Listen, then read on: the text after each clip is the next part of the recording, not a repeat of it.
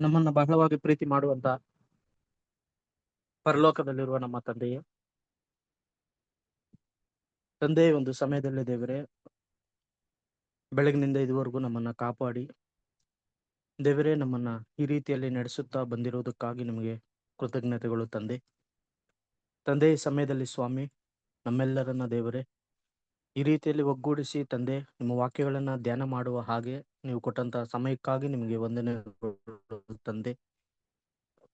ದೇವರೇ ಸಮಯದಲ್ಲಿ ಸ್ವಾಮಿ ನಾವು ಕಲಿಯಲಿಕ್ಕಿರುವಂತ ಸಹೋದರರು ಹೇಳುವ ವಿಷಯಗಳನ್ನು ತಂದೆ ನಿಮ್ಮ ಪರಿಶುದ್ಧಾತ್ಮನ ಶಕ್ತಿಯ ಒಡನೆ ತಂದೆ ಅವರು ಹೇಳಿಕೊಡುವ ಹಾಗೆ ನಿಮ್ಮ ಸಹಾಯ ಅವರಿಗೆ ಒದಗಿಸಿ ದೇವರೇ ಹೇಳಿಕೊಡುವ ಹಾಗೆ ಸಹಾಯ ಮಾಡು ತಂದೆ. ನಿನ್ನ ವಾಕ್ಯದಲ್ಲಿ ಬರೆಯಲ್ಪಟ್ಟಿದೆ, ಜ್ಞಾನಕ್ಕಾಗಿ ಕೂಗಿಕೋ, ವಿವೇಕಕ್ಕಾಗಿ ಮೊರೆ ಇಡಿ ಎಂಬುದಾಗಿ. ದೇವರೇ ಈ ಅಂತ್ಯ ದಿನಗಳಲ್ಲಿ ತಂದೆ ನಮಗೆ ಜ್ಞಾನವು ನಿಮ್ಮ ಸತ್ಯವೇದದ ಜ್ಞಾನವು ತುಂಬಾ ಅವಶ್ಯವಾಗಿದೆ.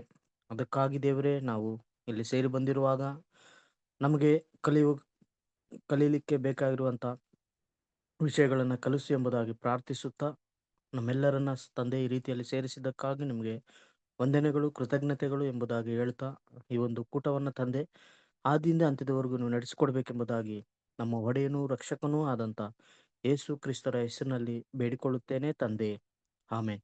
Thank you. Thank you brother. ಇವತ್ತು ನಾವು ದೇವರ ವಾಕ್ಯವನ್ನು ಪ್ರಾರಂಭ ಮಾಡೋಣ. ಮೊದಲು ವಾಕ್ಯವನ್ನು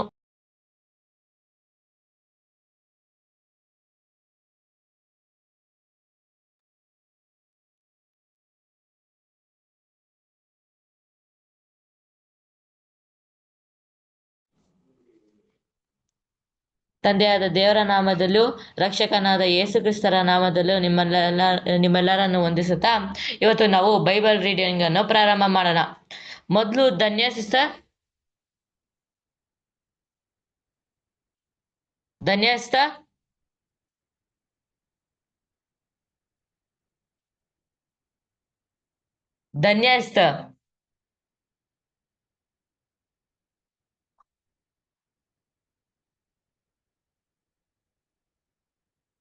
ದೀಪಾ ಸಿಸ್ಟರ್.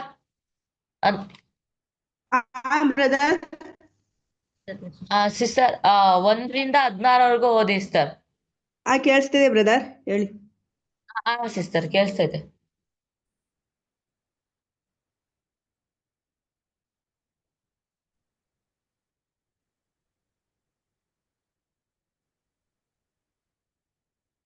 Hello sister.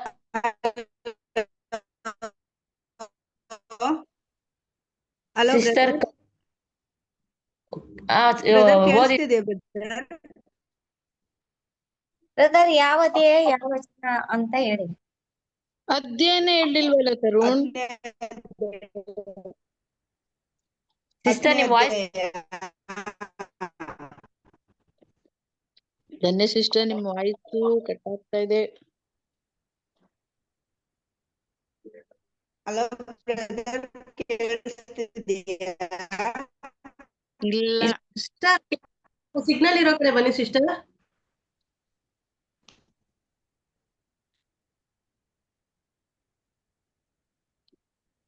ಕೇಳಿಸ್ತಿದೆಯಾ ಬ್ರದರ್? ಇವಾಗ ಸಿಸ್ಟರ್ ಲೂಕಾ. ಹಲೋ ಬ್ರದರ್, ಕಟ್ ಆಗ್ತಿದೆ. ಇವಾಗ ಕೇಳಿಸ್ತಿದೆಯಾ ಬ್ರದರ್? ಇವಾಗ ಕ್ಲಿಯರ್ ಇದೆ ಸರ್. ಲೂಕ 10ನೇ ಅಧ್ಯಾಯ 1 ರಿಂದ 6 ಓದಿ ಸರ್. ಸರಿ brother.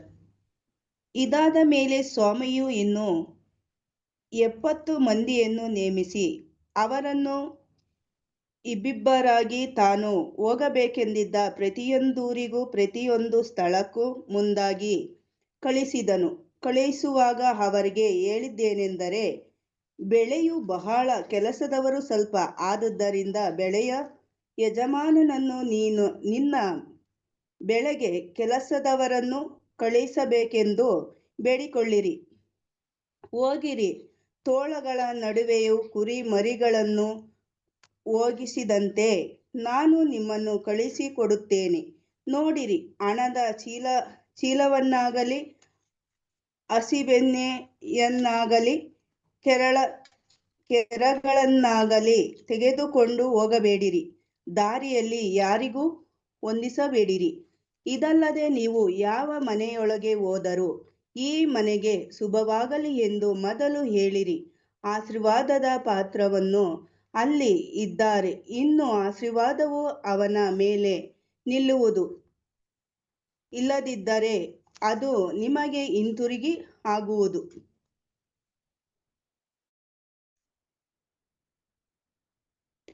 Thank you, sir. Thank you, sir. Voice ಕೇಳಿಸ್ತು. Next Deepa sir.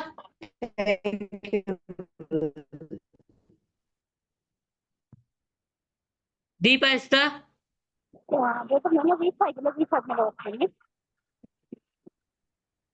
ಹಲೋ.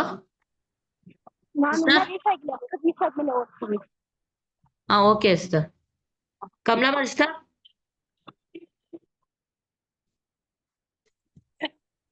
ಹೇಳಿ ಬ್ರದರ್. ನೆಕ್ಸ್ಟ್ ನೆಕ್ಸ್ಟ್ 7ನೇ ಅಧ್ಯಾಯದಿಂದ 16ನೇ ವಚನವರೆಗೂ ಓದಿ ಸರ್. ಯಾವ್ದು ಯಾವ್ದು? ಲೂಕ 10ನೇ ಅಧ್ಯಾಯ 7ನೇ ಅಧ್ಯಾಯದಿಂದ 16ನೇ ವಚನವರೆಗೂ ಸರ್. 7ನೇ ವಚನ ಅಕ್ಕ. 7ನೇ ವಚನನಾ? 6ನೇ ಅಧ್ಯಾಯನಾ? 10 ಅಕ್ಕ. ಎಷ್ಟು? 10ನೇ ಅಧ್ಯಾಯ 7ನೇ ವಚನ ಓದ್ರಿ. ಒಬ್ರೇ ಹೇಳ್ರಿ. 10ನೇ ಅಧ್ಯಾಯನಾ? ಲೂಕ 10ನೇ ಅಧ್ಯಾಯ 7ನೇ ವಚನ 16ನೇ ಓದಿ ಸರ್. ಓದ್ತೀನಿ.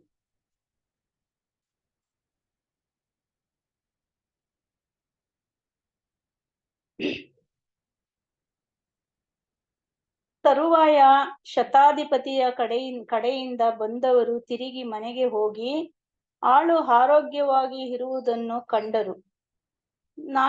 ನಾಯಿ ಎಂಬ ಊರಿನಲ್ಲಿ ಸತ್ತು ಹೋಗಿದ್ದ ಒಬ್ಬ ಯೌವನಸ್ಥನನ್ನು ಯೇಸು ಬದುಕಿಸಿದ್ದು.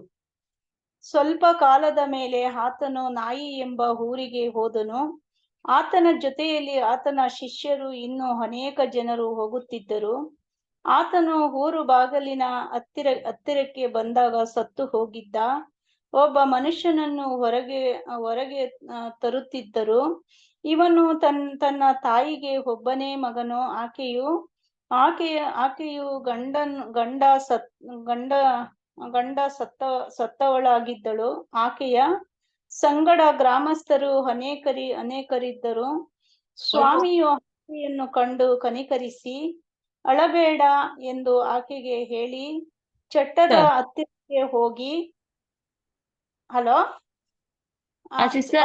ನೀವ್ ಯಾವ್ದು ಓದ್ತಾ ಇದ್ದೀರಾ? ಲೂಕ 10ನೇ ಅಧ್ಯಾಯ 7ನೇ ವಚನನಾ ಸಿಸ್ಟರ್? ಅದು ಅಲ್ಲ. ಹೌದು, 10ನೇ ಅಧ್ಯಾಯನಾ? ಸರಿ 7ನೇ ವಚನದಿಂದ 16. ಸರಿ ಓದ್ತಾ ಇದ್ದಾಳೆ. ಮನೆಯಲ್ಲಿಯೇ ಇದ್ದುಕೊಂಡು ಅವರು ಕೊಡುವಂತದ್ದನ್ನು ಊಟ ಮಾಡಿರಿ, ಕುಡಿಯಿರಿ.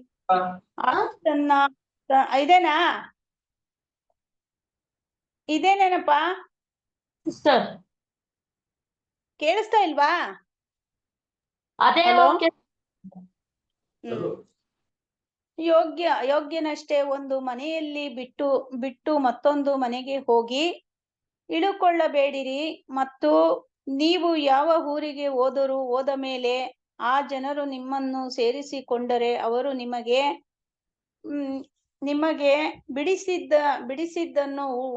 ಬಡಿಸಿದ್ದನ್ನು ಊಟ ಮಾಡಿರಿ. ಅಲ್ಲಿರುವ ರೋಗಿಗಳಿಗೆ ವಾಸಿ ಮಾಡಿರಿ. ಅವರಿಗೆ ದೇವರ ರಾಜ್ಯವು ನಿಮ್ಮ ಸಮೀಪಕ್ಕೆ ಬಂದದೆ ಎಂದು ಹೇಳಿರಿ. ಆದರೆ ನೀವು ಯಾವ ಊರಿಗಾದರೂ ಹೋದ ಮೇಲೆ ಆ ಜನರು ನಿಮ್ಮನ್ನು ಸೇರಿಸಿಕೊಳ್ಳದೆ ಹೋದರೆ ನೀವು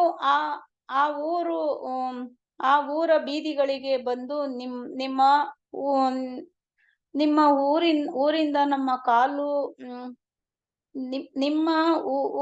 ಊರಿದ್ದ ನಮ್ಮ ಕಾಲುಗಳಿಗೆ ಹತ್ತಿದ್ದ ಧೂಳನ್ನು ಹೊರಡಿಸಿ ಬಿಡುತ್ತೇವೆ.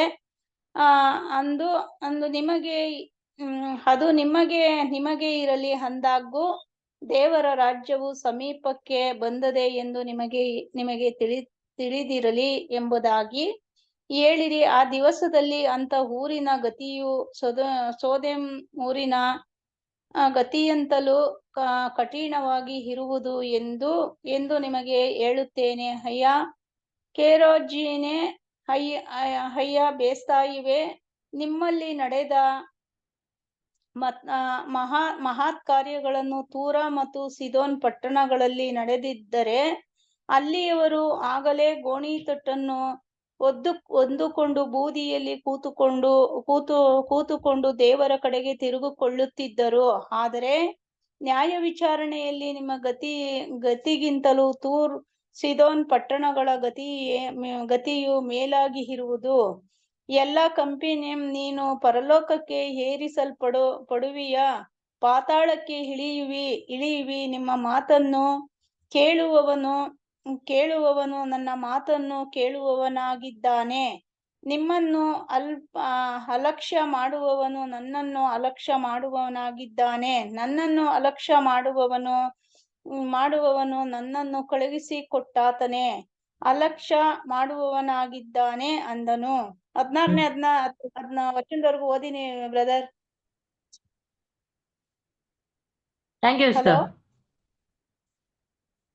ಸಿಸ್ಟರ್. Thank you sister. 16ರವರೆಗೂ ಓದಿದ್ದೀನಿ. ನಾನು ಮುಂದಕ್ಕೆ ಓದಿ ಕೇಳ್ರಿ. ಸಾಕು ಸಿಸ್ಟರ್.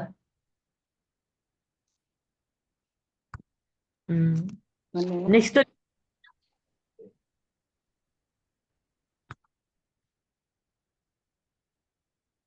ಲಿಖಿತ ಸಿಸ್ಟರ್. Yes brother. 70 ಲೂಕ 10ನೇ ಅಧ್ಯಾಯ 17 ಇಂದ 20 ವರೆಗೂ ಓದಿ ಸಿಸ್ಟರ್. ಇಲ್ಲ, 74 ವರೆಗೂ ಓದ್ಬಿಡಿ ಸಿಸ್ಟರ್. 24. ಸಿಸ್ಟರ್. ತರುವಾಯ ಆ 70 ಮಂದಿಯು ಸಂತೋಷವುಳ್ಳವರಾಗಿ ಹಿಂತಿರುಗಿ ಬಂದು, ಸ್ವಾಮಿ, ದೆವ್ವಗಳು ಕೂಡ ನಿನ್ನ ಹೆಸರನ್ನು ಕೇಳಿ ನಮಗೆ ಅಧೀನವಾಗುತ್ತವೆ ಅಂದರು.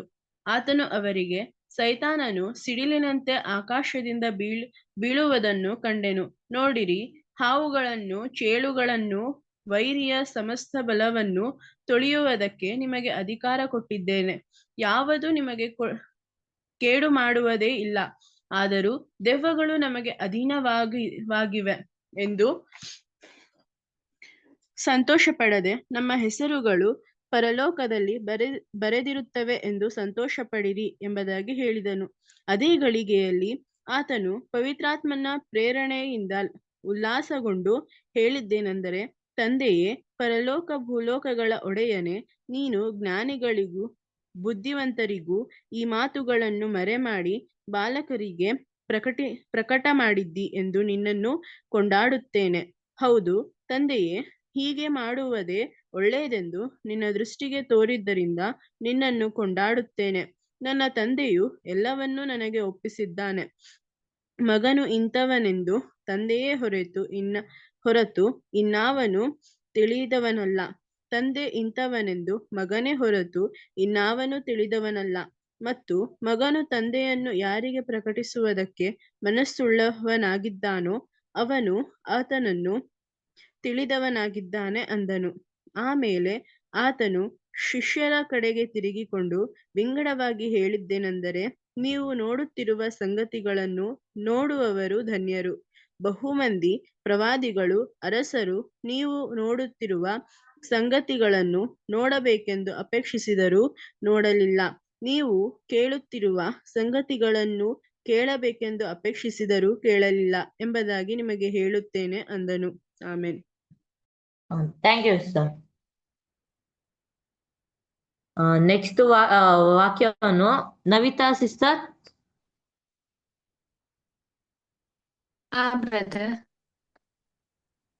ಸಿಸ್ಟರ್, ಲೂಕ 10ನೇ ಅಧ್ಯಾಯ 25ರಿಂದ 29ವರೆಗೂ ಓದಿ ಸರ್. Okay brother. ಆಗ ಒಬ್ಬ ಧರ್ಮೋಪದೇಶಕನು ಎದ್ದು ಆತನನ್ನು ಪರೀಕ್ಷಿಸುವುದಕ್ಕಾಗಿ, ಬೋಧಕನೇ, ನಾನು ನಿತ್ಯ ಜೀವವನ್ನು ಹೊಂದಿಕೊಳ್ಳಲು ಏನು ಮಾಡಬೇಕು ಎಂದು ಕೇಳಲು ಆತನು ಅವನಿಗೆ, ಧರ್ಮಶಾಸ್ತ್ರದಲ್ಲಿ ಏನು ಬರೆದದೆ, ಏಕೆ ಓದಿದ್ದಿ ಎಂದು ಕೇಳಿದನು.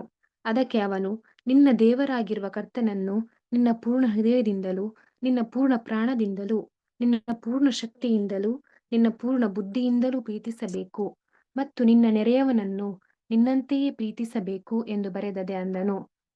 ಆತನು ಅವನಿಗೆ, ನೀನು ಸರಿಯಾಗಿ ಉತ್ತರ ಕೊಟ್ಟಿರುವಿ, ಅದರಂತೆ ಮಾಡು, ಮಾಡಿದರೆ ನಿತ್ಯ ಜೀವಕ್ಕೆ ಬಾಧ್ಯನಾಗುವಿ ಎಂದು ಹೇಳಿದನು. ಆದರೆ ಅವನು ತನ್ನನ್ನು ನೀತಿವಂತನೆಂದು ತೋರಿಸಿಕೊಳ್ಳುವುದಕ್ಕೆ ಅಪೇಕ್ಷಿಸಿ, ನನ್ನ ನೆರೆಯವನು ಯಾರು ಎಂದು ಯೇಸುವನ್ನು ಕೇಳಲು, ಯೇಸು ಅವನಿಗೆ ಪ್ರತ್ಯುತ್ತರವಾಗಿ ಹೇಳಿದ್ದೇನೆಂದರೆ, ಒಬ್ಬನೊಬ್ಬ ಮನುಷ್ಯನು ಯೆರೂಸಲೇಮಿನ ಬೆಟ್ಟದ ಪ್ರದೇಶದಿಂದ ಇಳಿದು ಯೆರಿಕೋ ಎಂಬ ಊರಿಗೆ ಹೋಗುತ್ತಿರುವಾಗ ಕಳ್ಳರ ಕೈಗೆ ಸಿಕ್ಕಿಬಿದ್ದನು. ಅವರು ಅವನನ್ನು ಸುಲಿಗೆ ಮಾಡಿಕೊಂಡು ಹೊಡೆದು ಅವನನ್ನು ಅರೆಜೀವ ಮಾಡಿ ಬಿಟ್ಟು ಹೋದರು. ಆಗ ಒಬ್ಬ ಯಾಜಕನು ಆ ದಾರಿಯಲ್ಲಿ ಇಳಿದು ಬರುತ್ತಾ ಅವನನ್ನು ಕಂಡು ಓರೆಯಾಗಿ ಹೋದನು. ಅದೇ ರೀತಿಯಲ್ಲಿ ಒಬ್ಬ ಲೇವಿಯು ಆ ಸ್ಥಳಕ್ಕೆ ಬಂದು ಅವನನ್ನು ಕಂಡು ಓರೆಯಾಗಿ ಹೋದನು. ಆದರೆ ಒಬ್ಬ ಸಾಮಾನ್ಯ ಥ್ಯಾಂಕ್ ಯು ಬ್ರದರ್. ನೆಕ್ಸ್ಟ್ ವಾಕ್ಯವನ್ನು ಸಾಗರ್ ಬ್ರದರ್.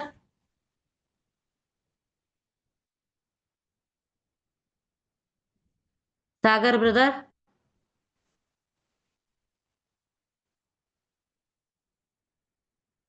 ಸರೋಜಾ ಸರ್. ಆಗ 33 ಇಂದ 33 ಇಂದ 42 ವರೆಗೂ ಓದಿ ಸರ್. Okay brother. ಆದರೆ ಒಬ್ಬ ಸಮರಿಯದವನು ಪ್ರಯಾಣ ಮಾಡುತ್ತಾ ಅವನಿದ್ದಲ್ಲಿಗೆ ಬಂದು ಅವನನ್ನು ಕಂಡು ಕನಿಕರಿಸಿ ಅವನ ಹತ್ತಿರಕ್ಕೆ ಹೋಗಿ ಅವನ ಗಾಯಗಳಲ್ಲಿ ಎಣ್ಣೆಯನ್ನು ದ್ರಾಕ್ಷರಸವನ್ನು ಹೊಯ್ದು ಕಟ್ಟಿ ತನ್ನ ಸ್ವಂತ ವಾಹನದ ಮೇಲೆ ಹತ್ತಿಸಿಕೊಂಡು ಛತ್ರಕ್ಕೆ ಕರಕೊಂಡು ಹೋಗಿ ಅವನನ್ನು ಆರೈಕೆ ಮಾಡಿದನು. ಮರುದಿನ ಅವನು 2 ಹಣಗಳನ್ನು ತೆಗೆದು ಛತ್ರದವನಿಗೆ ಕೊಟ್ಟು, ಇವನನ್ನು ಆರೈಕೆ ಮಾಡು, ಇದಕ್ಕಿಂತ ಹೆಚ್ಚಾಗಿ ಏನಾದರೂ ವೆಚ್ಚ ಮಾಡಿದರೆ ನಾನು ಹಿಂತಿರುಗಿ ಬಂದಾಗ ನಿನಗೆ ಕೊಡುವೆನು ಅಂದನು. ಈ ಮೂವರಲ್ಲಿ ಯಾವನು ಕಳ್ಳರ ಕೈಗೆ ಸಿಕ್ಕಿದವನಿಗೆ ನೆರೆಯವನಾದನೆಂದು ನಿನಗೆ ತೋರುತ್ತದೆ ಹೇಳು ಎಂದು ಕೇಳಿದ್ದಕ್ಕೆ ಧರ್ಮೋಪದೇಶಕನು ಅವನಿಗೆ ದಯ ತೋರಿಸಿದವನೇ ಅಂದನು. ಆಗ ಯೇಸು ಅವನಿಗೆ, ಹೋಗು, ನೀನು ಅದರಂತೆ ಮಾಡು ಎಂದು ಹೇಳಿದನು. ಮಾರ್ತಳು ಮರಿಯಳು ಎಂಬುವರ ಮನೆಯಲ್ಲಿ ಯೇಸು ಇಳುಕೊಂಡದ್ದು. ಅವರು ಸಂಚಾರ ಮಾಡುತ್ತಿರುವಾಗ ಆತನು ಒಂದಾನೊಂದು ಹಳ್ಳಿಗೆ ಬಂದನು. ಅಲ್ಲಿ ಮಾರ್ತಳೆಂಬ ಒಬ್ಬ ಸ್ತ್ರೀಯು ಆತನನ್ನು ತನ್ನ ಮನೆಯಲ್ಲಿ ಇಳಿಸಿಕೊಂಡಳು. ಆಕೆಗೆ ಮರಿಯಳೆಂಬ ಒಬ್ಬ ತಂಗಿ ಇದ್ದಳು. ಈಕೆಯು ಸ್ವಾಮಿಯ ಪಾದಗಳ ಬಳಿಯಲ್ಲಿ ಕೂತುಕೊಂಡು ಆತನ ವಾಕ್ಯವನ್ನು ಕೇಳುತ್ತಿದ್ದಳು. ಆದರೆ ಮಾರ್ತಳು ಬಹಳ ಸೇವೆಯ ವಿಷಯವಾಗಿ ಬೇಸತ್ತು ಆತನ ಬಳಿಗೆ ಬಂದು, ಸ್ವಾಮಿ, ನನ್ನ ತಂಗಿಯು ಸೇವೆಗೆ ನನ್ನೊಬ್ಬಳನ್ನೇ ಬಿಟ್ಟಿದ್ದಾಳೆ. ಇದಕ್ಕೆ ನಿನಗೆ ಚಿಂತೆ ಇಲ್ಲವೋ? ನನಗೆ ನೆರವಾಗಬೇಕೆಂದು ಆಕೆಗೆ ಹೇಳು ಅಂದಳು. ಸ್ವಾಮಿಯು ಆಕೆಗೆ, ಮಾರ್ತಳೆ, ಮಾರ್ತಳೆ, ನೀನು ಅನೇಕ ವಿಷಯವಾಗಿ ಚಿಂತೆಯಲ್ಲಿಯೂ ಗಡಿಬಿಡಿಯಲ್ಲಿಯೂ ಸಿಕ್ಕಿಕೊಂಡಿದ್ದಿ. ಕೆಲವು ಮಾತ್ರ ಬೇಕಾದದ್ದು, ಅಥವಾ ಒಂದೇ ಮರಿಯಳು ಆ ಉತ್ತಮ ಭಾಗವನ್ನು ಆರಿಸಿಕೊಂಡಿದ್ದಾಳೆ, ಅದು ಆಕೆಯಿಂದ ತೆಗೆಯಲ್ಪಡುವುದಿಲ್ಲ ಎಂದು ಉತ್ತರ ಕೊಟ್ಟನು. ಮನುಷ್ಯರು ದೇವರ ಪ್ರಾರ್ಥನೆಯಲ್ಲಿ ಆಸಕ್ತರಾಗಿರಬೇಕೆಂದು ಯೇಸುವು ಸಾಮ್ಯರೂಪವಾಗಿ ಬೋಧಿಸಿದ್ದು. Thank you brother. Thank you sir. Manjavva sir. ನಮಸ್ತೆ ಬ್ರದರ್. ನಮಸ್ತೆ ಸರ್. ಲೂಕ 10ನೇ ಅಧ್ಯಾಯ 41ರಿಂದ 47ನೇ ವಚನವರೆಗೂ ಓದಿ ಸರ್. Okay brother. ಸ್ವಾಮಿಯು ಆಕೆಗೆ, ಮರಿಯಳೇ, ಮರಿಯಳೇ, ನೀನು ಆತನ ಅನೇಕ ವಿಷಯಗಳ ಚಿಂತೆಯಲ್ಲಿಯೂ ಗಡಬಿಡಿಯಲ್ಲಿಯೂ ಸಿಕ್ಕಿಕೊಂಡಿದ್ದಿ. ಮರಿಯಳೇ, ಸಿಕ್ಕಿಕೊಂಡಿದ್ದಿ ಅಲ್ಲ, ಲೇಖ ಮತ್ತು ಅನೇಕ ಮತ್ತು ಬದಲಾಗಿ ಭಾಗವನ್ನು ಅಥವಾ ಆರಿಸಿಕೊಂಡಿದ್ದಾಳೆ. ಆರಿಸಿಕೊಂಡಿದ್ದಾಳೆ. ಮರಿಯಳೇ ಆ ಉತ್ತಮ ಭಾಗವನ್ನು ಆರಿಸಿಕೊಂಡಿದ್ದಾಳೆ, ಅದು ತೆಗೆಯಲ್ಪಡುವುದಿಲ್ಲ. ಆಕೆಯಿಂದ ತೆಗೆಯಲ್ಪಡುವುದಿಲ್ಲ ಎಂದು ಉತ್ತರ ಕೊಟ್ಟನು. Thank you sir. Thank you. Next ವಾಕ್ಯವನ್ನು ಶ್ವೇತಾರಾಣಿ ಸರ್, ಶಾಂತಮ್ಮ ಸರ್.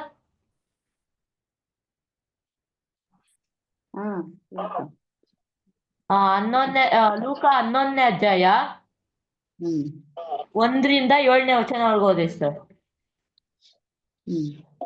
ಆತನು ಒಂದಾನೊಂದು ಸ್ಥಳದಲ್ಲಿ ಪ್ರಾರ್ಥನೆ ಮಾಡಿ ಮುಗಿಸಿದಾಗ ತನ್ನ ಶಿಷ್ಯರಲ್ಲಿ ಒಬ್ಬನನ್ನು ಆತನಿಗೆ, ಸ್ವಾಮಿ, ಯೋಹಾನನ ತನ್ನ ಶಿಷ್ಯರಿಗೆ ಕಲಿಸಿದ ಹಾಗೆ ನಮಗೂ ಪ್ರಾರ್ಥನೆ ಮಾಡುವುದನ್ನು ಕಲಿಸು ಎಂದು ಕೇಳಿದನು. ಅದಕ್ಕಾತನು, ನೀವು ಪ್ರಾರ್ಥಿಸುವಾಗ, ತಂದೆಯೇ, ನಿನ್ನ ನಾಮವು ಪರಿಶುದ್ಧವೆಂದು ಎಣಿಸಲ್ಪಡಲಿ, ನಿನ್ನ ರಾಜ್ಯವು ಬರಲಿ, ನಮ್ಮ ಅನುದಿನದ ಆಹಾರವನ್ನು ಪ್ರತಿದಿನವೂ ನಮಗೆ ದಯಪಾಲಿಸು, ನಮಗೆ ತಪ್ಪು ಮಾಡಿರುವ ಪ್ರತಿಯೊಬ್ಬನನ್ನು ನಾವು ಕ್ಷಮಿಸುತ್ತವಾದ್ದರಿಂದ ನಮ್ಮ ಪಾಪಗಳನ್ನು ಕ್ಷಮಿಸು, ನಮ್ಮನ್ನು ಶೋಧನೆ ಒಳಗೆ ಸೇರಿಸಬೇಡ ಎಂದು ಹೇಳಿರಿ ಅಂದನು. ಮತ್ತು ಅವರಿಗೆ ಹೇಳಿದ್ದೇನೆಂದರೆ, ನಿಮ್ಮಲ್ಲಿ ಒಬ್ಬೊಬ್ಬನಿಗೆ ಸ್ನೇಹಿತನಿದ್ದಾನೆ ಎಂದು ಹೇಳೋಣ.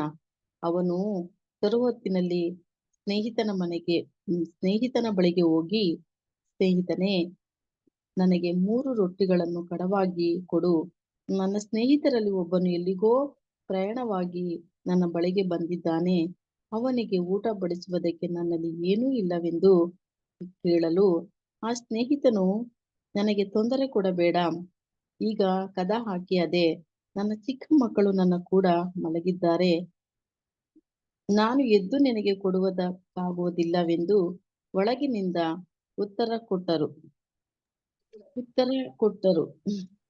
ಕೊಡಬಹುದು, ಆದರೆ ಹಸಿವೆದ ನಿಮಿತ್ತವಾಗಿ ಎದ್ದು ಕೊಡದೇ ಇದ್ದರು. Thank you brother. Thank you sir.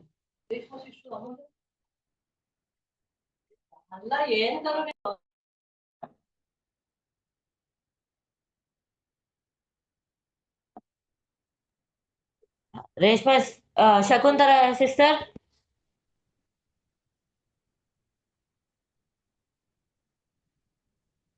Shakuntala sister.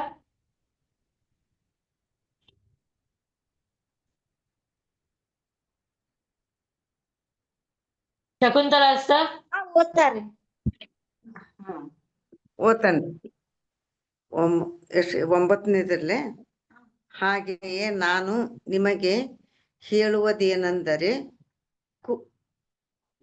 ಬೇಡಿಕೊಳ್ಳಿರಿ, ನಿಮಗೆ ದೊರೆಯುವುದು, ಹುಡುಕಿರಿ, ನಿಮಗೆ ಸಿಕ್ಕುವುದು, ತಟ್ಟಿರಿ, ನಿಮಗೆ ತೆರೆಯುವುದು. ಯಾಕಂದರೆ ಬೇಡಿಕೊಳ್ಳುವ ಪ್ರತಿಯೊಬ್ಬನು ಹೊಂದುವನು, ಹುಡುಕುವವನಿಗೆ ಸಿಕ್ಕುವುದು, ತಟ್ಟುವವನಿಗೆ ತೆರೆಯುವುದು. ನಿಮ್ಮಲ್ಲಿ ತಂದೆಯಾದವನು ಮೀನನ್ನು ಕೇಳುವ ಮಗನಿಗೆ ಮೀನು ಕೊಡದೆ ಹಾವನ್ನು ಕೊಡುವನೇ? ಅಥವಾ ತತ್ತಿಯನ್ನು ಕೇಳಿದರೆ ಚೋಳನ್ನು ಕೊಡುವನೇ? ಹಾಗಾದರೆ ಕೆಟ್ಟವರಾದ ನೀವೇ ನಿಮ್ಮ ಮಕ್ಕಳಿಗೆ ಒಳ್ಳೆ ಪದಾರ್ಥಗಳನ್ನು ಕೊಡಬಲ್ಲವರಾದರೆ ಪರಲೋಕದಲ್ಲಿರುವ ನಿಮ್ಮ ತಂದೆಯು ತನ್ನನ್ನು ಬೇಡಿಕೊಳ್ಳುವವರಿಗೆ ಎಷ್ಟೋ ಹೆಚ್ಚಾಗಿ ಪವಿತ್ರಾತ್ಮ ವರವನ್ನು ಕೊಡುವನಲ್ಲವೇ ಅಂದನು. Thank you. Next Shwetharani sister. Shwetharani sister. ಹೇಳಿ ಬ್ರದರ್. ಲೂಕ 11ನೇ ಅಧ್ಯಾಯ 14ರಿಂದ 21ನೇ ಅಧ್ಯಾಯವರೆಗೂ ಓದಿ ಸರ್.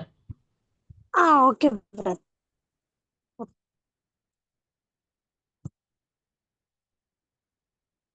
ಒಂದಾನೊಂದು ಸಮಯದಲ್ಲಿ ದೆವ್ವವು ಬಿಟ್ಟು ಹೋದ ಮೇಲೆ ಮೂಕನು ಮಾತಾಡಿದನು. ಅದಕ್ಕೆ ಜನರು ಆಶ್ಚರ್ಯಪಟ್ಟರು. ಆದರೆ ಅವರಲ್ಲಿ ಕೆಲವರು, ಇವನು ದೆವ್ವಗಳ ಒಡೆಯನಾದ ಬೆಲ್ಜೆಬೂಲನ ಸಹಾಯದಿಂದ ದೆವ್ವಗಳನ್ನು ಬಿಡಿಸುತ್ತಾನೆ ಅಂದರು. ಬೇರೆ ಕೆಲವರು ಆತನನ್ನು ಪರೀಕ್ಷಿಸುವುದಕ್ಕಾಗಿ, ನೀನು ಆಕಾಶದಲ್ಲಿ ಒಂದು ಸೂಚಕ ಕಾರ್ಯವನ್ನು ತೋರಿಸಿಕೊಡಬೇಕು ಎಂದು ಕೇಳಿದರು. ಆತನು ಅವರ ಆಲೋಚನೆಗಳನ್ನು ತಿಳಿದುಕೊಂಡು ಅವರಿಗೆ ಹೇಳಿದ್ದೇನೆಂದರೆ, ತನ್ನಲ್ಲಿ ಭೇದ ಹುಟ್ಟಿದ ರಾಜ್ಯವು ಹಾಳಾಗುತ್ತದೆ ಮತ್ತು ತನ್ನಲ್ಲಿ ಭೇದ ಹುಟ್ಟದ ಮನೆ ಬೀಳುತ್ತದೆ. ಅದರಂತೆ ಸೈತಾನನು ತನ್ನಲ್ಲಿ ಭೇದ ಹುಟ್ಟಿಸಿಕೊಂಡರೆ ಅವನ ರಾಜ್ಯವು ಹೇಗೆ ಉಳಿದೀತು?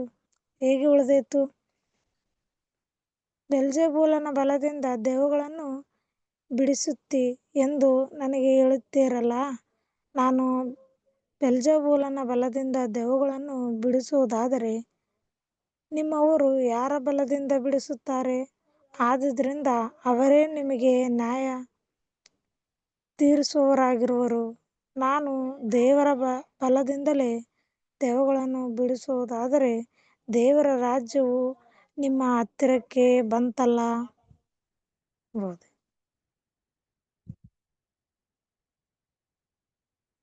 ಬ್ರದರ್, ಇನ್ನೊಂದು ವಾಕ್ಯ ಓದಿ ಸಿಸ್ಟರ್.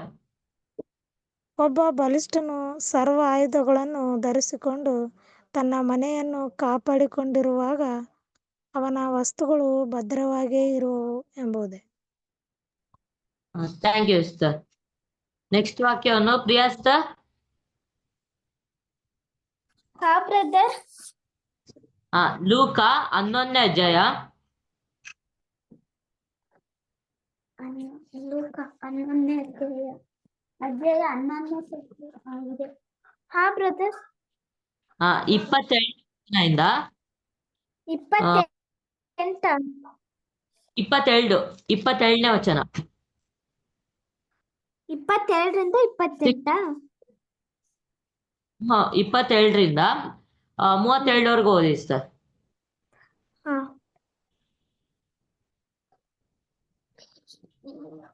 ವಸ್ತುಗಳು ಭದ್ರವಾಗಿ ಇರುವವು, ಆದರೆ ಅವನಿಗಿಂತ ಬಲಿಷ್ಠನು ಬಂದು ಅವನನ್ನು ಸೋಲಿಸಿದ ಮೇಲೆ ಆ ಮೊದಲಿನವನ ನೆಚ್ಚಿಕೊಂಡಿದ್ದ ಆಯುಧಗಳನ್ನೆಲ್ಲ ತೆಗೆದುಕೊಂಡು ತಾನು ಸುಲಿಗೆ ಮಾಡಿದ್ದನು ಹಂಚಿಕೊಡುವನು. ನನ್ನ ಪಕ್ಷ ಹಿಡಿಯದವನು ನನಗೆ ವಿರೋಧಿ ನನ್ನ ಜೊತೆಯಲ್ಲಿ ಒಟ್ಟುಗೂಡಿಸಿದನು ಚದರಿಸುವವನಾಗುತ್ತಾನೆ. ದೆವ್ವವು ಮನುಷ್ಯನನ್ನು ಬಿಟ್ಟು ಹೋದ ಮೇಲೆ ವಿಶ್ರಾಂತಿಯನ್ನು ಹುಡುಕುತ್ತಾ ನೀರಿಲ್ಲದ ಸ್ಥಳಗಳಲ್ಲಿ ತಿರುಗಾಡುತ್ತದೆ. ವಿಶ್ರಾಂತಿ ಸಿಕ್ಕದ ಕಾರಣ ಅದು ನಾನು ಬಿಟ್ಟು ಬಂದ ನನ್ನ ಮನೆಗೆ ಹಿಂತಿರುಗಿ ಹೋಗುತ್ತೇನೆ ಅಂದುಕೊಂಡು ಬಂದು ಆ ಮನೆ ಗೂಡಿಸಿ ಅಲಂಕರಿಸಿದ್ದಾಗಿರುವುದನ್ನು ಕಂಡು ಹೊರಟು ಹೋಗಿ ತನಗಿಂತ ಕೆಟ್ಟವುಗಳಾದ ಬೇರೆ 7 ದೆವ್ವಗಳನ್ನು ಕರಕೊಂಡು ಬರುವುದು. ಅವು ಒಳಹೊಕ್ಕು ಅಲ್ಲಿ ವಾಸ ಮಾಡುವವು. ಆಗ ಆ ಮನುಷ್ಯನ ಅಂತ್ಯಸ್ಥಿತಿಯು ಮೊದಲಿಗಿಂತ ಕೆಟ್ಟದ್ದಾಗುವುದು ಅಂದನು. ಆತನು ಈ ಮಾತುಗಳನ್ನು ಹೇಳುತ್ತಿರುವಾಗ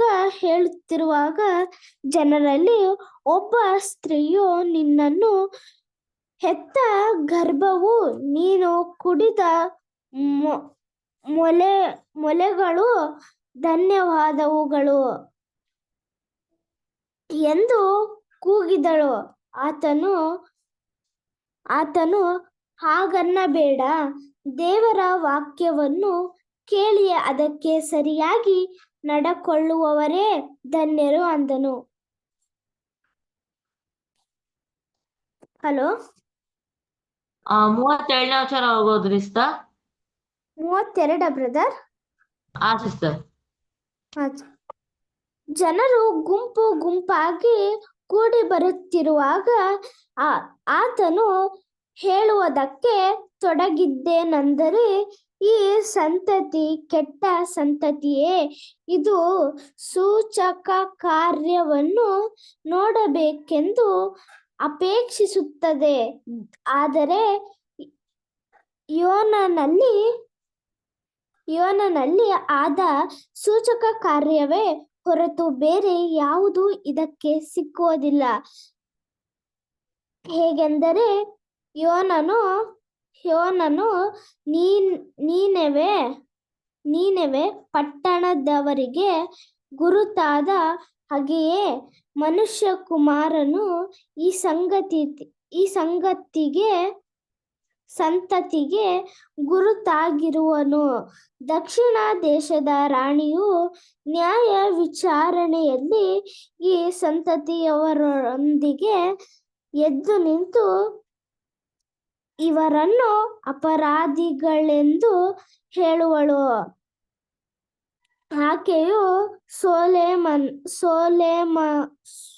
ಸೊಲೊಮೋನನ ಜ್ಞಾನವನ್ನು ತಿಳುಕೊಳ್ಳುವುದಕ್ಕೆ ಭೂಮಿಯ ಕಟ್ಟ ಕಡೆಯಿಂದ ಬಂದಳು. ಆದರೆ ಇಲ್ಲಿ ಸೊಲೊಮೋನನಿಗಿಂತಲೂ ಹೆಚ್ಚಿನವನಾಗಿದ್ದಾನೆ. ನ್ಯಾಯ ವಿಚಾರಣೆಯಲ್ಲಿ ನೀನೆವೆ ಪಟ್ಟಣದವರು ಈ ಸಂತತಿಯವರೊಂದಿಗೆ ನಿಂತು ಇವರನ್ನು ಅಪರಾಧಿಗಳೆಂದು ಹೇಳುವರು. ಅವರು ಯೋನನು ಸಾರಿದ ವಾಕ್ಯವನ್ನು ಕೇಳಿ ದೇವರ ಕಡೆಗೆ ತಿರುಗಿಕೊಂಡು, ಆದರೆ ಇಲ್ಲಿ ಯೋನನಿಗಿಂತಲೂ ಹೆಚ್ಚಿನವನಾಗಿದ್ದಾನೆ. Thank you sister. Next Sakshi brother. 33 ಇಂದ 33 38ನೇ ವಚನವರೆಗೂ ಓದಿ ಸಿಸ್ಟರ್. 33 32 ಇವು 33 38. ಬ್ರದರ್. ಯಾರು ದೀಪವನ್ನು ಹಚ್ಚಿ ಮರೆಯಲಾಗಲಿ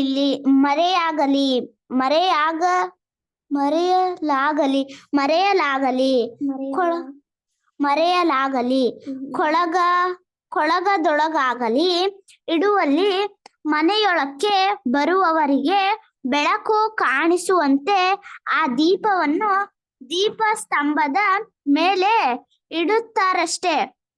ನಿನ್ನ ಕಣ್ಣು ದೇಹಕ್ಕೆ ದೀಪವಾಗಿದೆ. ನಿನ್ನ ಕಣ್ಣು ನೆಟ್ಟಾಗಿರುವಾಗ ಅದರಂತೆ ನಿನ್ನ ದೇಹವೆಲ್ಲ ಬೆಳಕಾಗಿರುವುದು. ಅದು ಕೆಟ್ಟದಾಗಿರುವಾಗ ಅದರಂತೆ ನಿನ್ನ ದೇಹವು ಕತ್ತಲಾಗಿರುವುದು. ಆದ್ದರಿಂದ ನಿನ್ನೊಳಗಿರುವ ಬೆಳಕೆ ಕತ್ತಲಾಗಿದೆಯೋ ಏನೋ ನೋಡು,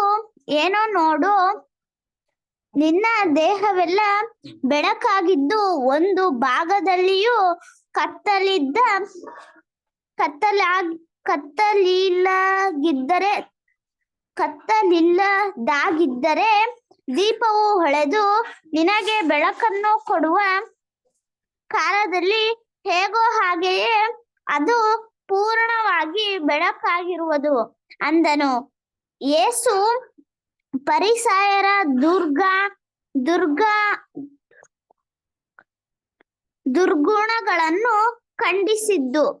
ಆತನು ಮಾತಾಡುತ್ತಿರುವಾಗ ಒಬ್ಬ ಫರಿಸಾಯನು ಆತನನ್ನು ಊಟಕ್ಕೆ ಬರಬೇಕೆಂದು ಕೇಳಿಕೊಳ್ಳಲು ಆತನು ಒಳಕ್ಕೆ ಹೋಗಿ ಊಟಕ್ಕೆ ಕೂತುಕೊಂಡನು. ಆತನು ತೊಳಕೊಳ್ಳದೆ ಊಟಕ್ಕೆ ಕೂತದ್ದನ್ನು ಆ ಫರಿಸಾಯನು ಕಂಡು ಆಶ್ಚರ್ಯಪಟ್ಟನು. Thank you sir. Next Deepa sir. Brother ಲೂಕ 11ನೇ ಅಧ್ಯಾಯ 39 ಇಂದ 47ನೇ ವಚನವರೆಗೂ ಓದಿಸ್ತಾರೆ. ಸ್ವಾಮಿಯು ಅವನಿಗೆ, ಫರಿಸಾಯರಾದ ನೀವು ಪಂಚಪಾತ್ರೆ, ಬಟ್ಟಲು ಇವುಗಳ ಹೊರಭಾಗವನ್ನು ಶುಚಿ ಮಾಡುತ್ತೀರಿ ಸರಿ, ಆದರೆ ನಿಮ್ಮ ಒಳಭಾಗವು ಸುಲಿಗೆಯಿಂದಲೂ ಕೆಟ್ಟತನದಿಂದಲೂ ತುಂಬಿರುತ್ತದೆ. ಬುದ್ಧಿ ಇಲ್ಲದವರೇ, ಹೊರಭಾಗವನ್ನು ಮಾಡಿದಾತನು ಒಳಭಾಗವನ್ನು ಮಾಡಿದ್ದನಲ್ಲವೇ? ಹೇಗೋ ಒಳಗಿರುವುದನ್ನು ದಾನ ಕೊಡಿರಿ, ಆಗ ಸಕಲವೂ ನಿಮಗೆ ಶುದ್ಧವಾಗಿರುವುದು. ಅಯ್ಯೋ ಫರಿಸಾಯರೇ, ನೀವು ಮರುಗ, ಸಾದಪು ಮುಂತಾದ ಸಕಲ ಪಲ್ಯಗಳಲ್ಲಿ 10 ಪಾಲು ಕೊಡುತ್ತೀರಿ ಸರಿ, ಆದರೆ ನ್ಯಾಯವನ್ನು ದೇವರ ಪ್ರೀತಿಯನ್ನು ಒತ್ತಟ್ಟಿಗೆ ಬಿಟ್ಟಿದ್ದೀರಿ.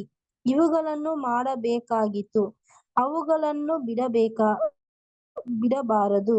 ಅಯ್ಯೋ ಫರಿಸಾಯರೇ, ಸಭಾಮಂದಿರಗಳಲ್ಲಿ ಮುಖ್ಯ ಪೀಠಗಳನ್ನು ಅಂಗಡಿ ಬೀದಿಗಳಲ್ಲಿ ನಮಸ್ಕಾರಗಳು ನಿಮಗೆ ಇಷ್ಟ.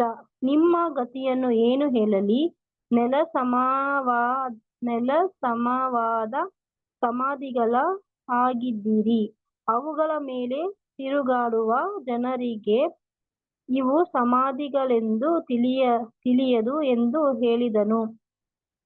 ಇದನ್ನು ಕೇಳಿ ಒಬ್ಬ ಧರ್ಮೋಪದೇಶಕನು ಆತನಿಗೆ, ಬೋಧಕನೇ, ಈ ಮಾತುಗಳನ್ನು ಹೇಳುವುದರಿಂದ ನಮ್ಮನ್ನು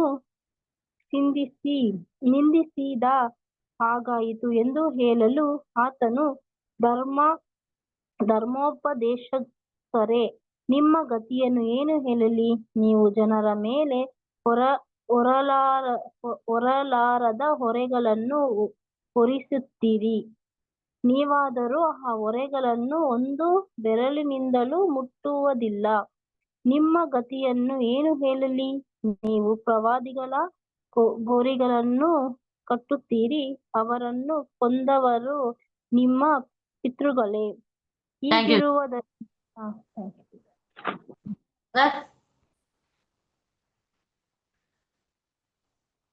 ಪ್ರಸನ್ನ ಬ್ರದರ್. ಬ್ರದರ್ ಹೇಳಿ. ಲೂಕ 11ನೇ ಅಧ್ಯಾಯ 48 ಇಂದ 54ನೇ ವಚನವರೆಗೂ ಓದಿ ಬ್ರದರ್. ಸರಿ. ಅವರನ್ನು ಕೊಂದವರು ನಿಮ್ಮ ಪಿತೃಗಳೇ. ಹೀಗಿರುವುದರಿಂದ ನಿಮ್ಮ ಪಿತೃಗಳು ಮಾಡಿದ್ದಕ್ಕೆ ನೀವೇ ಸಾಕ್ಷಿಗಳಾಗಿರುವುದಲ್ಲದೆ ಅವರ ಕೃತ್ಯಗಳಿಗೆ ಒಪ್ಪಿಕೊಂಡ ಹಾಗಾಯಿತು. ಹೇಗೆಂದರೆ ಅವರು ಪ್ರವಾದಿಗಳನ್ನು ಕೊಂದರು, ನೀವು ಗೋರಿಗಳನ್ನೇ ಕಟ್ಟುತ್ತೀರಿ. ಆದುದರಿಂದ ದೇವರ ಜ್ಞಾನವು ಹೇಳಿದ್ದೇನೆಂದರೆ, ನಾನು ಅವರ ಬಳಿಗೆ ಪ್ರವಾದಿಗಳನ್ನು ಅಪೊಸ್ತಲರನ್ನು ಕಳುಹಿಸುವೆನು. ಅವರಲ್ಲಿ ಕೆಲವರನ್ನು ಕೊಲ್ಲುವರು, ಕೆಲವರನ್ನು ಹಿಂಸೆ ಪಡಿಸುವರು. ಹೀಗೆ ಲೋಕಾದಿಯಿಂದ ಹೇಬೇಲನ ರಕ್ತವು ಮೊದಲುಗೊಂಡು ಯಜ್ಞವೇದಿಗೂ ದೇವಾಲಯಕ್ಕೂ ನಡುವೆ ಹತವಾದ ಜಕರೀಯನ ರಕ್ತದವರೆಗೂ ಸುರಿಸಲ್ಪಟ್ಟ ಎಲ್ಲಾ ಪ್ರವಾದಿಗಳ ರಕ್ತಕ್ಕೂ ಈ ಸಂತತಿಯವರು ಉತ್ತರ ಕೊಡಬೇಕು ಎಂಬುದೇ. ಹೌದು, ಈ ಸಂತತಿಯವರೇ ಉತ್ತರ ಕೊಡಬೇಕೆಂಬುದು ನಿಮಗೆ ಹೇಳುತ್ತೇನೆ. ಅಯ್ಯೋ ಧರ್ಮೋಪದೇಶಕರೇ, ಜ್ಞಾನಕ್ಕೆ ಸಾಧನವಾಗದ ಬೀಗದ ಕೈಯನ್ನು ತೆಗೆದು ಬಿಟ್ಟಿರಿ. ನೀವು ಒಳಕ್ಕೆ ಹೋಗಲಿಲ್ಲ, ಒಳಕ್ಕೆ ಹೋಗುತ್ತಿರುವವರಿಗೂ ಅಡ್ಡಿ ಮಾಡಿದಿರಿ ಅಂದನು. ಬಳಿಕ ಆತನು ಅಲ್ಲಿಂದ ಹೊರಗೆ ಬಂದಾಗ ಶಾಸ್ತ್ರಿಗಳೂ ಫರಿಸಾಯರೂ ಆತನನ್ನು ಕಠಿಣವಾಗಿ ವಿರೋಧಿಸಿ ಅನೇಕ ವಿಷಯಗಳನ್ನು ಕುರಿತು ಆತನನ್ನು ಅಡ್ಡಾದಿಡ್ಡಿ ಪ್ರಶ್ನೆ ಮಾಡುತ್ತಾ ಆತನ ಬಾಯಿ ಮಾತಿನಲ್ಲಿ ಏನಾದರೂ ಹಿಡಿಯಬೇಕೆಂದು ಆತನನ್ನು ವಂಚಿ ನೋಡುತ್ತಿದ್ದರು. Thank you brother. Thank you brother. ಈ ವಾಕ್ಯದಲ್ಲಿ ನಮ್ಗೆ ದೇವ್ರು ಏನ್ ತಿಳಿಸ್ತಾರಂದ್ರೆ, ಒಂದು ಯೇಸು ಕ್ರಿಸ್ತರು 70 ಜನರ ಶಿಷ್ಯರನ್ನ ಆಯ್ಕೆ ಮಾಡ್ಬಿಟ್ಟು ಅವ್ರನ್ನ ಬೇರೆ ಒಂದು ಸ್ಥಳಕ್ಕೆ ಸುವಾರ್ತೆ ಸಾರಕ್ಕೆ ಕಳಿಸ್ತಾರೆ. ಆಮೇಲೆ ಅವ್ರಿಗೆ ಏನ್ ಹೇಳ್ತಾರಂದ್ರೆ, ನೀವು ಸುವಾರ್ತೆ ಸಾರುವಾಗ ನೀವೇನು ಒಂದು ಜೊತೆ ಬಟ್ಟೆನ ಅಷ್ಟೇ ತಗೊಂಡೋಗಿ ಮತ್ತೆ ಹಣಕಾಸು ಏನು ತಗೊಂಡ್ ಹೋಗ್ಬೇಡ್ರಿ. ಅಲ್ಲಿ ನೀವು ನಿಮ್ಮ ಯಾರು ಒಂದು ಊರಲ್ಲಿ ನಿಮ್ನ ಯಾರು ಸೇರ್ಸಲ್ಲ ಆ ಊರಿಗೆ ಹೋಗ್ಬೇಡ್ರಿ. ಮತ್ತೆ ನೀವು ಆ ಊರಿಂದ ಹೋಗುವಾಗ ಕಾಲ್ನ ಒದ್ರಿ, ಯಾಕಂದ್ರೆ ಆ ಧೂಳು ಆ ಊರಿನ ಧೂಳು ನಿಮ್ ಹತ್ರ ಇರುತ್ತಂತ ಅಂದ್ಬಿಟ್ಟು ಆ ಕಾಲ್ನ ಒದ್ರುಕೊಂಡು ಆ ಊರಿನಿಂದ ಹೋಗಿ ಅಂತ ಅಂದ್ಬಿಟ್ಟು ಈ ರೀತಿ ಯೇಸು ಕ್ರಿಸ್ತರ್ ಅವ್ರಿಗೆ ಹೇಳ್ಬಿಟ್ಟು ಆ 70 ಜನರ ಶಿಷ್ಯರನ್ನು ಅಲ್ಲಿಂದ ಸುವಾರ್ತೆ ಸಾರಕ್ಕೆ ಕಳಿಸ್ತಾರೆ. ಅದಾದ್ಮೇಲೆ ಒಂದು ದಿವಸ ಅವರು ಅಲ್ಲೇ ಅಲ್ಲಿ ಒಂದ್ ದಿವಸ ಕೂತಿರುವಾಗ ಒಬ್ಬ ಧರ್ಮ ಪ್ರದರ್ಶನು ಬಂದ್ಬಿಟ್ಟು ಹೇಳ್ತಾರೆ, ಬೋಧಕನೇ, ನಾವು ನಿತ್ಯ ಜೀವ ಹೊಂದ್ಬೇಕಂದ್ರೆ ನಾವ್ ಏನೇನ್ ಮಾಡ್ಬೇಕು ಅಂತ ಕೇಳಿದ್ದಾಗ ಆಗ ಯೇಸು ಕ್ರಿಸ್ತ ನೀನು ವಾಕ್ಯದಲ್ಲಿ ನೋಡಿಲ್ವಾ ಅಂತ ಕೇಳುವಾಗ ಅದ ಧರ್ಮೋಪದೇಶನು ಹೇಳ್ತಾನೆ, ನಾವು ನಿತ್ಯ ಜೀವಕ್ಕೆ ಹೋಗ್ಬೇಕಂದ್ರೆ ನಾವು ದೇವರಾಗಿರೋ ಕರ್ತನನ್ನು ಪೂರ್ಣ ಹೃದಯದಿಂದಲೂ ಪೂರ್ಣ ಪ್ರಾಣದಿಂದಲೂ ಮತ್ತೆ ಪೂರ್ಣ ಶಕ್ತಿಯಿಂದಲೂ ಮತ್ತೆ ಪೂರ್ಣ ಬುದ್ಧಿಯಿಂದಲೂ ಪ್ರೀತಿಸ್ಬೇಕು. ಮತ್ತೆ ನನ್ನ ನೆರೆಯವರನ್ನು ನಾವೆಷ್ಟು ಪ್ರೀತಿ ಮಾಡ್ತೀವಿ ಅಷ್ಟೇ ಪ್ರೀತಿ ಮಾಡ್ಬೇಕು ಅಂತ ಹೇಳ್ತಾರೆ. ಅದಕ್ಕೆ ಯೇಸು ಕ್ರಿಸ್ತರು ಏನ್ ಉತ್ತರ ಕೊಡ್ತಾರಂದ್ರೆ, ಅವರೊಂದು ಸಾಮ್ಯದ ಮೂಲಕ ಒಂದು ಉತ್ತರ ಕೊಡ್ತಾರೆ. ಏನಂತ ಅಂದ್ರೆ ಆ ಸಾಮ್ಯ, ಒಬ್ಬ ಮನುಷ್ಯನ್ ಇರ್ತಾನೆ, ಅವನು ಯೆರೂಸಲೇಮಿನಿಂದ ಜೆರಿಕೋ ಎಂಬ ಒಂದು ಪಟ್ಟಣಕ್ಕೆ ಹೋಗ್ತಾನೆ. ಅಲ್ಲಿ ಪಟ್ಟಣಕ್ಕೆ ಹೋಗುವಾಗ ಕಳ್ಳರು ಬಂದ್ಬಿಟ್ಟು ಅವನ್ನ ಹೊಡಿತಾರೆ. ಆಮೇಲೆ ಅವನು ಒಂದು ಅರ್ಧ ಪ್ರಾಣದಿಂದ ಅವನ್ನ ಅಲ್ಲೇ ಬಿಟ್ಬಿಡ್ತಾನೆ. ಅವನ ಹತ್ರ ಇರೋ ಎಲ್ಲ ವಸ್ತ್ರ ಎಲ್ಲ ಏನೇನಿತ್ತೋ ಎಲ್ಲಾನ ಕಳ್ಳರು ಎತ್ಕೊಂಡು ಹೊರಟೋಗ್ಬಿಡ್ತಾರೆ. ಆಮೇಲೆ ಅವನು ಅಲ್ಲೇ ಮಧ್ಯದಾರಿದಲ್ಲಿ ಬಿದ್ದಿರ್ತಾನೆ. ಆಗ ಯಾಜಕನ್ ಬಂದ್ಬಿಡ್ತಾನೆ. ಅದನ್ನ ನೋಡ್ಬಿಟ್ಟು ಅವ್ನ್ಗೆ ಅಸಹ್ಯ ಆಗ್ಬಿಟ್ಟು ಅವ್ನು ಅಲ್ಲಿಂದ ಬೇರೆ ದಾರಿಯಿಂದ ಹೋಗ್ತಾನೆ. ಅದಾದ್ಮೇಲೆ ಅಲ್ಲೇನೆ ಲೇವಿಯನ್ನು ಬರ್ತಾನೆ. ಅವನು ನೋಡ್ಬಿಟ್ಟು ಅವನ್ನ ನೋಡ್ಬಿಟ್ಟು ಅಲ್ಲಿಂದ ಸುಮ್ನೆ ನೋಡ್ಬಿಟ್ಟು ಹೊಟ್ಟೋಗ್ಬಿಡ್ತಾನೆ. ಅದಾದ್ಮೇಲೆ ಒಬ್ಬ ಸಮಾರ್ಯನು ಬರ್ತಾನೆ. ಆಗ ಅವನು ಸಮಾರ್ಯನು ಬಂದು ನೋಡ್ತಾನೆ. ಆಗ ಅವನ್ ಏನ್ ಮಾಡ್ತಾನಂದ್ರೆ ಅವ್ನಿಗೆ ಬಟ್ಟೆ ಒದಗಿಸಿ ಮತ್ತೆ ಅವ್ನಿಗೆ ಎಣ್ಣೆಯಿಂದ ಗಾಯನ ಇದ್ ಮಾಡಿ ಮತ್ತೆ ಒಂದು ದ್ರಾಕ್ಷಾರಸನ ಹಾಕ್ತಾನೆ. ಅದಾದ್ಮೇಲೆ ಅವನು ಅಲ್ಲಿಂದ ಕತ್ತೆ ಮೇಲೆ ಆ ಮನುಷ್ಯನನ್ನು ಹಾಕಿ ಆ ಒಂದು ಛತ್ರದಲ್ಲಿ ಕರ್ಕೊಂಡು ಹೋಗ್ತಾನೆ. ಅಲ್ಲಿ ಛತ್ರದಲ್ಲಿ ಅಂತಾರೆ, ನಾನು ನಿಂಗೆ 2 ನಾಣ್ಯವನ್ನು ಕೊಡ್ತೀನಿ, ನಾ ಬರೋವರೆಗೂ ಇವನ್ನ ನೋಡ್ಕೋರಿ ಅಂತ ಅಂತಾರೆ. ಇವಾಗ ಈ ಸಾಮ್ಯದ ಅರ್ಥ ಏನು ಅಂತ ನಾವಿವಾಗ ತಿಳ್ಕೊರೋಣ. ಈ ಸಾಮ್ಯದಲ್ಲಿ ಒಬ್ಬ ಮನುಷ್ಯನು ಯೆರೂಸಲೇಮಿನಿಂದ ಜೆರಿಕೋ ಪಟ್ಟಣಕ್ಕೆ ಹೋಗ್ತಾನೆ. ಯೆರೂಸಲೇಮ್ ಏನಂದ್ರೆ ಒಂದು ಶಾಂತವಾದ ಒಂದು ಸ್ಥಳ ಅಂತ. ಮತ್ತೆ ಈ ಜೆರಿಕೋ ಏನಂದ್ರೆ ಯೆಹೋಶುವನ ಕಾಲದಲ್ಲಿ ಜೆರಿಕೋ ಎಂಬ ಪಟ್ಟಣವನ್ನು ದೇವರು ನಾಶ ಮಾಡ್ತಾರೆ. ಅದಕ್ಕೆ ಅದೊಂದು ಶಾಪಗ್ರಸ್ತ ಸ್ಥಳ. ಈ ಯೆರೂಸಲೇಮ್ ಏನಂದ್ರೆ ಏದೇನ್ ತೋಟ, ಮತ್ತೆ ಜೆರಿಕೋ ಏನಂದ್ರೆ ಈ ಲೋಕ. ಆ ಒಬ್ಬ ಮನುಷ್ಯನ್ ಯಾರಂದ್ರೆ ಆದಾಮನು ಏದೇನ್ ತೋಟದಿಂದ ಜೆರಿಕೋ ಪಟ್ಟಣಕ್ಕೆ ಹೋಗುತ್ತಾನೆ ಅಂತ ಇಲ್ಲಿ ಜೆರಿಕೋ ಪಟ್ಟಣ ಅಂದ್ರೆ ಈ ಲೋಕಕ್ಕೆ ಹೋಗ್ತಾನೆ ಅಂತ ಅಂತಾರೆ. ಆಗ ಆ ಮನುಷ್ಯನು ಹೋಗೋ ಸಮಯದಲ್ಲಿ ಕಲ್ಲನ್ನು ಬಂದು ಹೊಡಿತಾರೆ. ಆಮೇಲೆ ಅವನ್ಗೆ ಅರ್ಧ ಜೀವವಾಗಿ ಮಾರ್ಬಿಟ್ಟು ಅವನ ಹತ್ರ ಇರೋದೆಲ್ಲ ವಸ್ತ್ರ ತಗೊಂಡೋಗ್ತಾರೆ. ಈ ಕಳ್ಳ ಯಾರಂದ್ರೆ ಈ ಸೈತಾನನು. ಕಳ್ಳನು ಇವ್ಗೆ ಆದಾಮ್ಗಿರೋ ಎಲ್ಲ ಒಂದು ನೀತಿ ವಸ್ತ್ರ ಮತ್ತೆ ದೇವ್ರು ಕೊಟ್ಟಿರೋ ಎಲ್ಲ ಆಶೀರ್ವಾದನ ತಗೊಂಡ್ಬಿಟ್ಟು ಅವ್ನ ಕಳ್ಳನು ಹೋಗ್ತಾನೆ. ಇದನ್ನ ಸೂಚಿಸುತ್ತೆ. ಅದಾದ್ಮೇಲೆ ಅವನು ಅರ್ಧ ಜೀವವಾಗಿ ಅವನು ಬಿದ್ದಿರೋದನ್ನ ಮತ್ತೆ ಅರ್ಧ ಜೀವಾಗಿ ಬಿದ್ದಿರ್ತಾನಲ್ಲ, ಅದಕ್ಕೆ ಯಾಜಕನು ಆ ಒಂದು ಸ್ಥಳದಿಂದ ಬರ್ತಾನೆ. ಈ ಯಾಜಕನು ಏನ್ ಸೂಚಿಸ್ತಾನಂದ್ರೆ ನ್ಯಾಯ ಪ್ರಮಾಣವನ್ನು ಸೂಚಿಸುತ್ತೆ. ಹೆಂಗಂದ್ರೆ ಈ ದೇವ್ರು ಇಸ್ರಾಯೇಲ್ ಜನರಿಗೆ ನ್ಯಾಯ ಪ್ರಮಾಣ ಕೊಟ್ಟಿರ್ತಾರೆ. ಆದ್ರೆ ಅವ್ರಿಗೆ ನ್ಯಾಯ ಪ್ರಮಾಣ ಕೊಟ್ರು ಅದರಂತೆ ಅವ್ರಿಗೆ ಯಾರಿಗೂ ಅದರಂತೆ ನಡ್ಕೊಳಕ್ಕಾಗಿಲ್ಲ. ಅದಕ್ಕೆ ಅದಕ್ಕೆ ನ್ಯಾಯ ಪ್ರಮಾಣನು ಅಲ್ಲಿ ವರ್ಕೌಟ್ ಆಗಿಲ್ಲ. ಅದಾದ್ಮೇಲೆ ಲೇವಿಯನ್ನು ಬರ್ತಾನೆ. ಆಮೇಲೆ ಲೇವಿಯನ್ನು ನೋಡಿದಾಗ ಅಲ್ಲಿ ಅವನು ಅದೇ ರೀತಿ ಹೊಟ್ಟೋಗ್ತಾನೆ. ಈ ಲೇವಿಯನ್ ಯಾರನ್ನ ಇಸ್ರಾಯೇಲ್ ಜನರಿಗೆ ಕೊಟ್ಟಿರೋಂತ ಆಶೀರ್ವಾದ. ದೇವ್ರು ಏನೇ ಮಾಡ್ರು ಇಸ್ರಾಯೇಲ್ ಜನರು ಅವರು ದೇವರ ಒಂದು ವಾಕ್ಯದಲ್ಲಿ ಅವರ ಒಂದು ಹೆಜ್ಜೆ ಜಾಡಿನಲ್ಲಿ ನಡೆಯಕ್ ಹೋಗಿಲ್ಲ. ಮತ್ತೆ ಕೊನೆಗೆ ಸಮಾರ್ಯನ್ ಬರ್ತಾರೆ. ಈ ಸಮಾರ್ಯ ಯಾರಂದ್ರೆ ಯೇಸು ಕ್ರಿಸ್ತರು. ಯೇಸು ಕ್ರಿಸ್ತರ ಬಂದ್ಬಿಟ್ಟು ಅವ್ನಿಗೆ ಒಂದು ಬಟ್ಟೆನ ಒದಗಿಸ್ತಾರೆ. ಅವ್ರಿಗೆ ಬಟ್ಟೆ ಕೊಡೋದಂದ್ರೆ ನೀತಿ ವಸ್ತ್ರ ಅಂತ. ಮತ್ತೆ ಅವ್ನಿಗೆ ಎಣ್ಣೆಯನ್ನು ಹಚ್ಚುತ್ತಾರೆ. ಎಣ್ಣೆ ಅಂದ್ರೆ ಪವಿತ್ರಾತ್ಮ ಅಂತ. ಮತ್ತೆ ದ್ರಾಕ್ಷಾರಸವನ್ನು ಕೊಡ್ತಾರೆ. ದ್ರಾಕ್ಷಾರಸ ಅಂದ್ರೆ ದೇವರ ಒಂದು ಆಶೀರ್ವಾದ ಮತ್ತೆ ವಾಕ್ಯವನ್ನು ಕೊಡ್ತಾರೆ. ಅದಾದ್ಮೇಲೆ ಅವರು ಕತ್ತೆ ಮೇಲೆ ಹಾಕ್ತಾರೆ. ಈ ಕತ್ತೆ ಯಾರಂದ್ರೆ ಈ ಸಭೆ ಮೇಲೆ ಹಾಕ್ತಾರೆ. ಅದಾದ್ಮೇಲೆ ಆ ಮನುಷ್ಯನನ್ನು ಛತ್ರಕ್ಕೆ ಕರ್ಕೊಂಡು ಹೋಗ್ತಾರೆ. ಅಲ್ಲಿ ಛತ್ರಕ್ಕೆ ಕರ್ಕೊಂಡೋಗಿ ಆ ಛತ್ರಕ್ಕೆ ಹೇಳ್ತಾರೆ, ನಾನು ನಿಂಗೆ 2 ನಾಣ್ಯವನ್ನು ಕೊಡ್ತೀನಿ, ನಾ ಬರೋವರೆಗೂ ನೀವನ್ನ ನೋಡ್ಕೊ ಅಂತ ಅಂತಾರೆ. ಈ 2 ನಾಣ್ಯಗಳು ಏನಂದ್ರೆ ಹಳೆ ಒಡಂಬಡಿಕೆ, ಹೊಸ ಒಡಂಬಡಿಕೆ. ಅವರು ಅವನ್ಗೆ 2 ಹಳೆ ಒಡಂಬಡಿಕೆ, ಹೊಸ ಒಡಂಬಡಿಕೆ ದೇವರು ನಮ್ಗೆ ಕೊಟ್ಟಿದ್ದಾರೆ. ಇವಾಗ ದೇವರು ಮೊದಲೇ ಒಂದು ಬರುವಿಕೆಯಲ್ಲಿ ಈ ಹಳೆ ಒಡಂಬಡಿಕೆ, ಹೊಸ ಒಡಂಬಡಿಕೆ ಕೊಟ್ಟಿದ್ದಾರೆ. ಅದೇ ರೀತಿ ಬರುವವರೆಗೂ ಇವ್ರನ್ನ ನೋಡ್ಕೊಂಡಿರ್ಬೇಕು ಅಂದ್ರೆ ಯೇಸು ಕ್ರಿಸ್ತರ ಎಳ್ನೇ ಒಂದು ಬರುವಿಕೆಯಲ್ಲಿ ಬರೋವರೆಗೂ ನೀವು ಹಳೆ ಒಡಂಬಡಿಕೆ ಮತ್ತೆ ಹೊಸ ಒಡಂಬಡಿಕೆಯನ್ನು ನೀವು ಪಾಲಿಸ್ಬೇಕು ಅಂತ ಇಲ್ಲಿ ಹೇಳ್ತಾರೆ. ಮತ್ತೆ ಅವ್ರು 2ನೇ ಬರುವಿಕೆಯಲ್ಲಿ ಬಂದ್ಬಿಟ್ಟು ತನ್ನ ರಾಜ್ಯವನ್ನು ಸ್ಥಾಪಿಸ್ತಾರೆ. ಇದು ಈ ಒಂದು ಸಾಮ್ಯದ ಅರ್ಥ ಆಗುತ್ತೆ.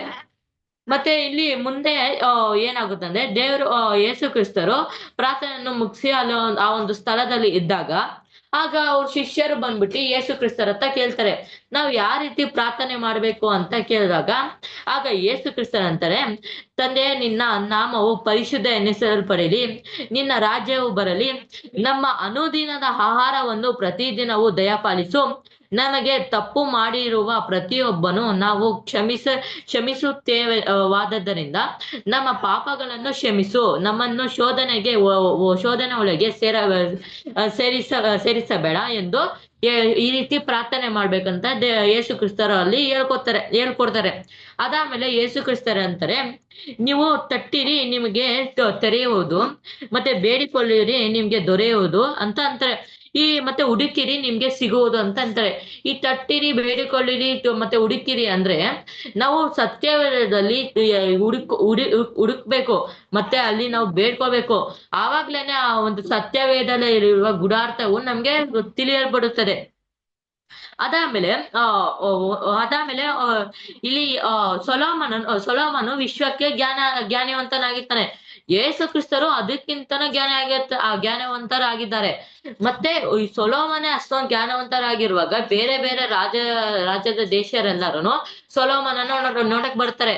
ಆದ್ರೆ ಯೇಸು ಕ್ರಿಸ್ತರು ಇಸ್ರಾಯೇಲ್ ದೇಶಕ್ಕೆ ಬಂದ್ಬಿಟ್ಟು ಆ ಒಂದು ಸುವಾರ್ತೆ ಸಾರ್ತಾರೆ.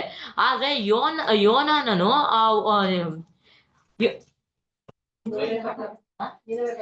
ಯೋನನು ನಿನವೆ ಪಟ್ಟಣಕ್ಕೆ ಬಂದಾಗ ಅವನು ಆ ಒಂದು ಅನ್ಯ ದೇಶರು ಅವನ್ ಮಾತನ್ನ ಕೇಳ್ತಾರೆ. ಆದ್ರೆ ಯೇಸು ಕ್ರಿಸ್ತರು ಸ್ವತಃ ಬಂದ್ಬಿಟ್ಟು ಇಸ್ರಾಯೇಲ್ ಜನರಿಗೆ ಎಲ್ಲಾ ಹೇಳಿದ್ರು ಆ ಇಸ್ರಾಯೇಲ್ ಜನರ ಮಾತ ಯೇಸು ಕ್ರಿಸ್ತರಿಂದೇ ಬರಲ್ಲ. ಅದಾದ್ಮೇಲೆ ಒಂದು ದಿವಸ ಯೇಸು ಕ್ರಿಸ್ತರನ್ನು ಪರಿಸಾಯರು ಊಟಕ್ಕೆ ಕರೆಸಿರ್ತಾರೆ. ಆಮೇಲೆ ಕಳ್ಸ್ಬಿಟ್ಟು ಹೇಳ್ತಾರೆ. ಅವಾಗ ಕಳ್ಸಿದ್ದಾಗ ಆಗ ಪರಿಸಾಯರು ನೋಡ್ತಾರೆ, ಯೇಸು ಕ್ರಿಸ್ತರು ಕೈನ ತೊಳ್ಕೋರೆ ಇಲ್ಲ, ಹಿಂಗೆ ಬಂದು ಕೂತವ್ರು ಅಂತ ಅವರು ಆಶ್ಚರ್ಯ ಪಡ್ಕೋತಾರೆ. ಇದನ್ನ ಯೇಸು ಕ್ರಿಸ್ತರು ಕಂಡು ಪರಿಸಾಯರು ಹೇಳ್ತಾರೆ, ನೀವು ಬರೀ ಈಚೆ ಮಾತ್ರ ತೊಳ್ಕೊತೀರಾ, ಆದ್ರೆ ಒಳಗೆ ನಿಮ್ಮಲ್ಲಿ ಕೆಟ್ಟತನ ಇದೆ ಅಂತ ಅಂತಾರೆ. ಮತ್ತೆ ಇದನ್ನ ಪರಿಸಾಯರು ಮತ್ತೆ ಧರ್ಮೋಪದೇಶಕರು ಕೇಳ್ಬಿಟ್ಟು ಆಗ ಧರ್ಮೋಪದೇಶಕರು ಹೇಳ್ತಾರೆ, ನೀವ್ ಈ ರೀತಿ ಹೇಳ್ಬಿಟ್ಟು ನಮ್ಗೆ ಅವಮಾನ ಮಾಡ್ತಾ ಇದ್ದೀರಲ್ಲ ಅಂತ ಅಂದಾಗ ಆಗ ಯೇಸು ಕ್ರಿಸ್ತರು ಅಂತಾರೆ ಧರ್ಮೋಪದೇಶಕರಿಗೆ, ನೀವು ನಿಮ್ಮ ಭಾರಗಳನ್ನು ನೀವು ಮುಟ್ಟದೇ ಇಲ್ಲ, ಬೇರೆಯವ್ರ ಕೈಯಲ್ಲಿ ಓಡಿಸ್ತೀರಾ ಅಂದ್ಬಿಟ್ಟು ಅಲ್ಲೂ ಧರ್ಮೋಪದೇಶಕರಿಗೆ ಹೇಳ್ತಾರೆ. ಇದರಿಂದ ಪರಿಸಾರಕ್ಕೆ ಧರ್ಮೋಪದೇಶಕರಿಗೆ ತುಂಬಾ ಬೇಜಾರಾಗಿ ತುಂಬಾ ಕೋಪ ಮಾಡ್ಕೋತಾರೆ ಯೇಸು ಕ್ರಿಸ್ತರ ಮೇಲೆ. ಅದಾದ್ಮೇಲೆ ಇದೇ ರೀತಿ ಅವರು ಇನ್ನು ಮಾತಾಡಕ್ಕೆ ಬಿಡ್ತಾರೆ. ಯಾಕಂದ್ರೆ ಯೇಸು ಕ್ರಿಸ್ತರು ಯಾವ್ದೋ ಒಂದು ಮಾತಿನಲ್ಲಿ ಸಿಗಾಕ್ಸ್ಬೇಕು ಅಂತ ಅವರು ನೋಡ್ತಾ ಇರ್ತಾರೆ. ಈ ವಾಕ್ಯವನ್ನು ದೇವರ ಆಶೀರ್ವದಿಸಲಿ. ದೇವರಿಗೆ ಸ್ತೋತ್ರ, ದೇವರಿಗೆ ಮಹಿಮೆ. ಆಮೇನ್. ಕೊನೆಯ ಪ್ರಾರ್ಥನೆಯನ್ನು ನವಿತಾ